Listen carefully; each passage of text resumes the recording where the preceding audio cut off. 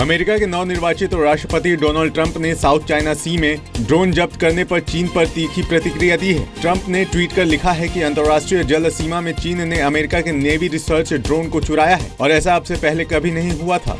चीन की नौसेना ने फिलीपींस के तट के नजदीक अमेरिका के एक ड्रोन को जब्त कर लिया था।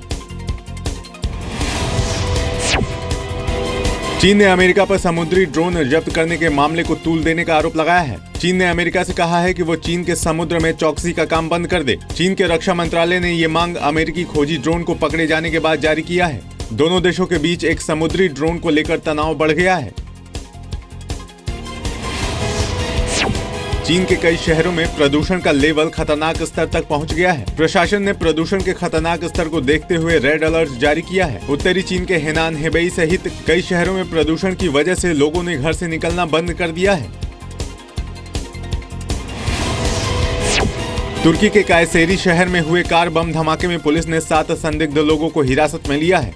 इस बम धमाके में 13 जवानों की मौत हुई थी और 56 लोग घायल हुए थे। हमले के समय सभी जवान ड्यूटी खत्म करके लौट रहे थे।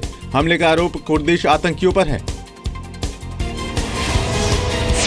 सीरिया में हो रही हिंसा के खिलाफ अलग अलग देशों में लोग प्रदर्शन कर रहे हैं। बर्लिन में सैकड़ों की संख्या में लोगों ने रैली निकालकर प्रदर्शन किया और सीरिया में चल रहे युद्ध को जल्दी खत्म करने की मांग की। तुर्की में भी एलेप्पो के लोगों के समर्थन में हजारों की संख्या में लोगों ने प्रदर्शन कर लड़ाई को रोकने की मांग की। लोगों ने सेव एलेप्पो नाव के नारे भी लगाए।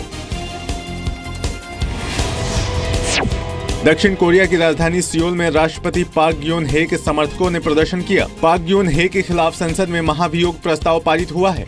पार्क ग्योन के खिलाफ भ्रष्टाचार के आरोप लगे हैं। समर्थकों ने राष्ट्रपति भवन ब्लू हाउस से महज 1 किलोमीटर दूर कोर्ट के पास रैली की। लोगों ने पार्क ग्योन हे पर लगे आरोपों को गलत बताया है। जर्मनी के कोलोग्ने शहर में नए साल को देखते हुए सुरक्षा बढ़ा दी गई है। बाजारों और शहर के मुख्य जगहों पर सीसीटीवी कैमरे लगाए गए हैं, जिसमें पुलिस 24 घंटे निगरानी कर रही है। शहर में 2000 अतिरिक्त पुलिस जवानों को तैनात किया गया है। पिछले साल नए साल के मौके पर ही सैकड़ों महिलाओं के साथ दुर्व्यवहार और रेप की घटनाएं सामने आई थी। स्पेन की राजधानी मैड्रिड में सेंटा क्लॉज बनकर करीब 10,000 लोगों ने एक चैरिटी के लिए दौड़ लगाई। इस रेस में कई लोग अपने पालतू जानवरों को लेकर शामिल हुए। 6 किलोमीटर की इस रेस में पुरुषों के साथ महिलाएं भी शामिल हुई। रेस में हिस्सा लेने के लिए हर शख्स ने करीब 1100 रुपए दिए। चीन के चेंगडू शहर के पांडा ब्रीडिंग सेंटर में नान नाम के पांडा का ऑपरेशन किया गया।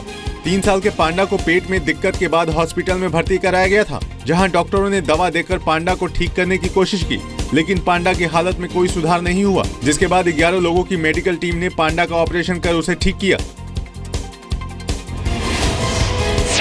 उत्तरी अमेरिका के कई राज्यों में भीषण ठंड पड़ रही है। मौसम विभाग के मुताबिक आर्कटिक से चल रही हवाओं की वजह से कई राज्यों में ठंड के साथ ही बर्फबारी भी बढ़ गई है। कई इलाकों में बर्फीली तूफानी हवाएं भी चल रही हैं। कई जगहों पर 15 से 20 सेंटीमीटर तक बर्फ की मोटी परत जम गई है।